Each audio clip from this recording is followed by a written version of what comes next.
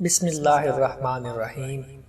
حضرت عثمان کے زمانہ خلافت میں مصر کے پہلے حاکم حضرت عمر بن عاص رضی اللہ تعالیٰ عنہ کی بجائے جب عبداللہ بن ابی سرح رضی اللہ تعالیٰ عنہ حاکم بنے تو وہ روم کی لڑائی کے واسطے 20,000 کے مجمع کے ساتھ نکلے۔ رومیوں کا لشکر 2 لاکھ کے قریب تھا۔ بڑے گھمسان کی لڑائی ہوئی۔ رومیوں کے امیر جرجیر نے اعلان کیا کہ جو شخص عبداللہ بن ابی سرح کو قتل کر دے گا اس سے اپنی بیٹی کا نکاح کروں گا اور 1 لاکھ دینار انعام بھی دوں گا۔ اس اعلان سے بعض مسلمانوں کو فکر ہوا۔ حضرت عبداللہ بن زبیر رضی اللہ تعالیٰ عنہ کو علم ہوا۔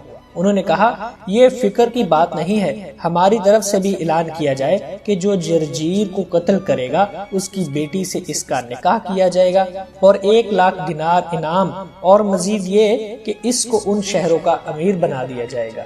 الغرض دیر تک مقابلہ ہوتا رہا۔ حضرت عبداللہ نے دیکھا کہ جرجیر سارے لشکر کے پیچھے ہے اور لشکر اس سے آگے بڑھا ہوا ہے۔ 2 باندیاں مور کے پروں سے اس پر سایہ کیے ہوئے ہیں۔ انہوں نے غفلت کی حالت میں لشکر سے ہٹ کر اس پر تنہا جا کر حملہ کیا۔ وہ سمجھتا رہا کہ یہ تنہا اس طرح آگے بڑھ رہے ہیں، کوئی پیغام صلح لے کر آئے ہیں، مگر انہوں نے سیدھے پہنچ کر اس پر حملہ کر دیا اور تلوار سے سر کاٹ کر برچھے پر اٹھا کر لے آئے اور سب دیکھتے رہ گئے۔ دوستو، حضرت عبداللہ بن زبیر رضی اللہ تعالیٰ عنہ 9 عمر ہی تھے۔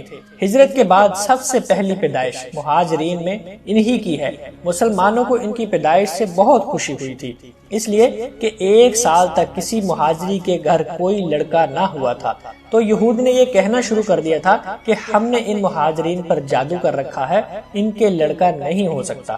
حضور پاک کا معمول بچوں کو بیعت فرمانے کا نہیں تھا، لیکن حضرت ابن زبیر کو 7 برس کی عمر میں بیعت فرما لیا تھا۔ اس لڑائی کے وقت ان کی عمر 24 سال تھی۔